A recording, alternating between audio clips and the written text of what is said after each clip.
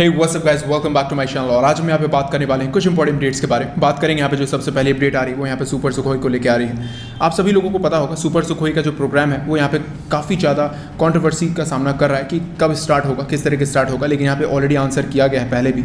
इन सभी चीज़ों को ऑलरेडी पार्ट बाई पार्ट में किया जा रहा है, जैसे कि वेपन इंटीग्रेशन हो गया तो यहाँ पे अस्त्रा को भी लगा दिया गया है। उसके अलावा यहाँ पे जो सॉफ्टवेयर्स हैं उसको यहाँ पे अपग्रेड करना स्टार्ट कर दिया गया है, क्योंकि आज ये जो पिक्चर निकल के आई है यहाँ पे कुछ जो सेंसर्स हैं वो अलग दिख रहे हैं। और उसके अलावा इसमें जो सॉफ्टवेयर चेंजेस हैं वो भी यहाँ पे किए गए हैं, यानी कि सॉफ्टवेयर चेंज किया गया है। तो इसका मतलब ये है कि यहाँ पे रशिया की जो असिस्टेंस है वो यहाँ ज़रूर ली गई है, या फिर रशिया के साथ मिलकर ही ये सारी चीज़ें की गई हैं, या फिर रशिया ने इन सभी सिस्टम्स को अपग्रेड किया हुआ है। तो यहाँ पे कुछ जो जेट्स हैं उनके यहाँ पे ऑलरेडी अपग्रेड कर दिया गया है। और एक जेट में आज हमारे एयरफोर्स के चीफ आर.के.एस. भदौरिया ने उड़ान भरी हुई है। इन सभी चीज़ों में एक चीज़ क्लियर आउट होती है कि Su-30 MKI का जो अपग्रेडेशन है वो बहुत जल्द कंप्लीट होने वाला है, क्योंकि जैसे ही आप सभी लोगों को पता होगा भी और Su-30 MKIs आने वाले हैं और वो सारे Su-30 MKIs अपग्रेडेड होंगे। तो इसी तरीके से बाकी के जो Su-30 MKIs की फ्लीट है जिसमें ब्रह्मोस लगेंगे या फिर जो आने वाले 20 से 30 सालों तक चलेंगे उन्हें भी धीरे धीरे करके अपग्रेड कर दिया जाएगा। अब बात कर लेते हैं यहाँ पे जो नेक्स्ट अपडेट है वो यहाँ पे निकल के आ रही है तेजस के एक्सपोर्ट को लेकर। तो आप सभी लोगों को पता होगा तेजस का जो एक्सपोर्ट है वो यहाँ पे मलेशिया को किया जाना था, लेकिन यहाँ पे मलेशिया को जब हम तेजस का एक्सपोर्ट करेंगे तो यहाँ पे जो सिस्टम्स हैं, जो सेंसर्स लगते हैं, यानी कि हेड्स अप डिस्प्लेज हो गए, और उसके अलावा कुछ और जो सेंसर्स हैं जो कि इजराइल से आते हैं, वो सारे जो सेंसर्स हैं वो यहाँ पे इजराइल से नहीं लगेंगे, क्योंकि मलेशिया और इजराइल के बीच में कोई भी डिप्लोमेटिक रिलेशंस नहीं है आज के समय में।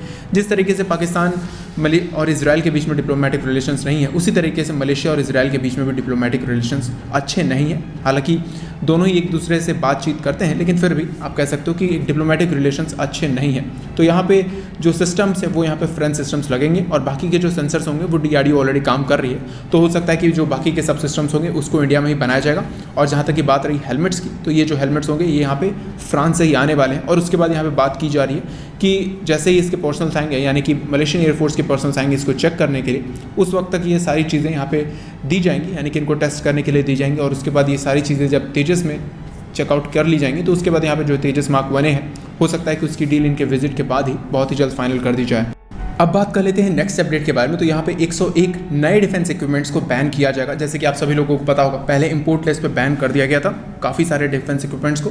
इसी तरीके से अब नए कुछ करीबन 101 नए डिफेंस इक्विपमेंट्स का जो लिस्ट है वो ऑलरेडी गवर्नमेंट बना चुकी है, और बहुत ही जल्द इसको पब्लिश भी किया जाएगा, जिसमें कि वो सारे इक्विपमेंट्स बैन कर दिए जाएंगे जो कि इंडियन आर्मी, एयरफोर्स और नेवी प्रोक्योर कर सकती थी बाहर से, जिसमें हो सकता है ड्रोन्स हों, आर्मर्ड फाइटिंग व्हीकल्स होंगे, या फिर अब बुलेट प्रूफ व्हीकल्स हो गए, और बाकी जो सिस्टम्स होते हैं उनको भी यहाँ पे निकल के आएंगे। उसके बारे में हम स्पेसिफिक वीडियो बनाएंगे। लेकिन आज के समय में एक और अपडेट निकल के आ रही है कि कजाकिस्तान जो है, यानी कि आप सभी लोगों को पता होगा चाइना के बॉर्डर से, यानी कि चाइना के साथ ये बॉर्डर शेयर करते हैं करीबन 1400 किलोमीटर के आसपास। तो चाइना की जिस तरीके की नीति है उससे ये भी परेशान है, यानी कि एक्सपैंड करने की नीति।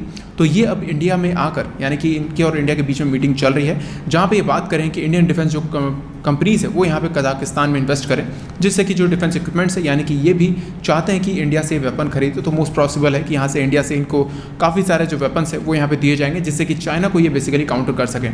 तो चाइना के स्ट्रिंग ऑफ पॉल्स का जो जवाब है वो इसी तरीके से मिल रहा है चाइना को। जिस तरीके से हमने वियतनाम हो गए, फिलीपीन से बात की हुई है और उनके डिफेंस इक्विपमेंट्स दे रहे हैं, उसी तरीके से हम कजाकिस्तान को भी डिफेंस इक्विपमेंट्स बेच सकते हैं। और मेरा पर्सनली मानना है कि हमें इन्हें भी ब्रह्मोस सिस्टम्स को बेच देना चाहिए।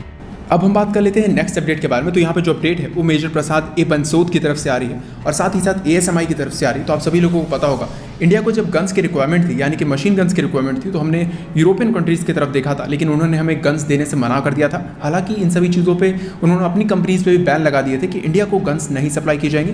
तो इंडिया ने, यानी कि इंडियन आर्मी के पर्सनल और DRDO ने मिलकर एक गन को डेवलप किया है। तो इस गन की जो लिमिटेड सीरीज प्रोडक्शन है उसके लिए अब यहाँ पे ARD चेक कर रही है किसी प्राइवेट पार्टनर को, यानी कि कोई प्राइवेट कंपनी को, जिसको ये टेक्नोलॉजी दी जाएगी, और यहाँ पे 25 के करीब जो गन्स हैं वो बनाई जाएंगी, जिसके बाद इंडियन आर्मी इसको यूज़ करेगी कुछ दिनों तक। उसके बाद जिस तरीके की रिक्वायरमेंट होगी, यानी कि इंडियन आर्मी में इसकी जितनी नंबर्स की रिक्वायरमेंट होगी उतने नंबर्स में इसका ऑर्डर दिया जाएगा, और जो प्राइवेट पार्टनर इसकी जो प्रोडक्शन करेगा, यानी कि लिमिटेड सीरीज प्रोडक्शन करेगा, उसे ही ये जो सारे बड़े नंबर्स का जो ऑर्डर है वो यहाँ पे दिया जाएगा, जिसको कि 3 से 4 सालों के अंदर पूरा करने की बात की जा रही है। तो आज के वीडियो के लिए इतना ही। आपको क्या लगता है इन सारे अपडेट्स के बारे में? कमेंट करके ज़रूर बताएं। जय हिंद।